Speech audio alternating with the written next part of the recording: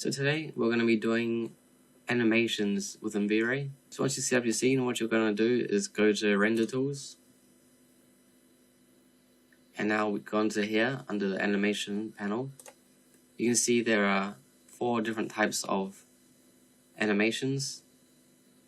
We got one as a sun study, so you're able to simulate day and night cycles within the animation. You have a simple fly through and a path where the camera focuses on an object while moving, and also a spinning animation. So we're going to have to take a look at these. Firstly, we're going to look at the path animation. So what you need to do is set up the camera target and the camera path. So our camera target will be this small square here.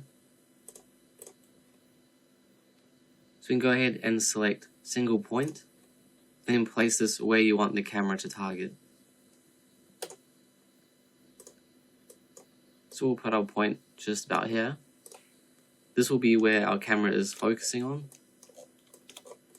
And now we want to set up the path for the camera. So this is essentially similar to a film dolly or a panning camera. We set up our path.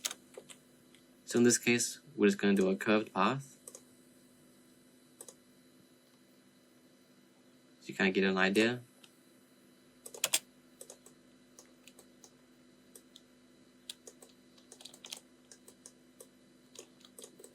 So it's fairly simple. We just go to our render tools, click on animation tools, go to set up path animation, and we'll say select camera path or curve point. So we will select our camera path, which is this line, and then we'll say select target path or curve. So we'll select our point where the camera will be focusing. Now our capture method, it usually captures in about 24 frames per second. If you want to set out how long the animation will be, you can just go 24 times however many seconds you want. So a 5-second clip will be 120 frames. So this can go all the way up to 1,000, 10,000, however long you want it to be, but keep in mind, the more frames you have, the longer it will take to animate. As you go to capture method shaded, this is just for the preview. And you select the viewport. So currently we're just in the perspective viewport, but if you want to set up camera lens length to be longer or shorter, in previous tutorials where I show you how to set up a camera, you can use those viewports, so it keeps all those settings. But for now, we'll just go with perspective. And for a preview of animation, you just click this button. And there you can see it. So if you want it to be longer, you can set animation to be more frames. But for this tutorial, we'll just keep it short. Now to render animation, we want to turn off interactive. Generally, if you have a pretty complicated and large scene, you want to lower the quality depending on your PC's specs. But for this, we're just going to set it to low. You want to go render output, save image, and then select the file path.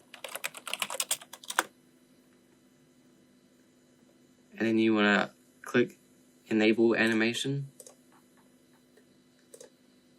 Animation source Rhino time segment will be entire animation, or you can set a frame range if you like.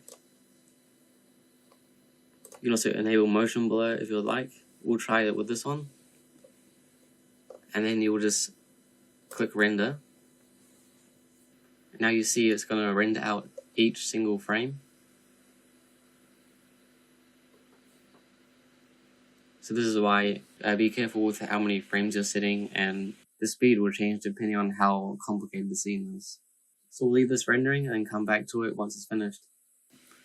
So once that's finished, it will say finished on the bottom right.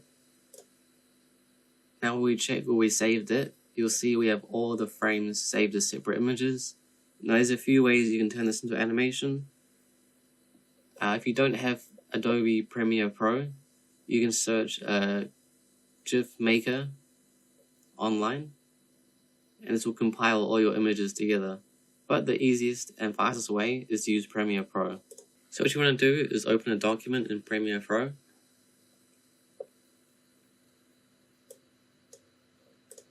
You want to go File, Import, and you select the first frame of your animation, and then make sure Image Sequence is highlighted. So this will import the entire file. So you go Open, and now we can go New Sequence from Clip,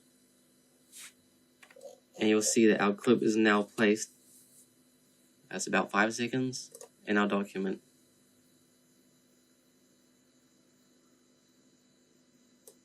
So this is the animation on the low quality with the motion blur. So you can see motion blur slightly blurs out the objects moving past the camera at a fast pace. You see there's a lot of grain on this. The higher the quality is, the less of a grainy footage you'll get. Yeah, so that's how you make the animation in V-Ray.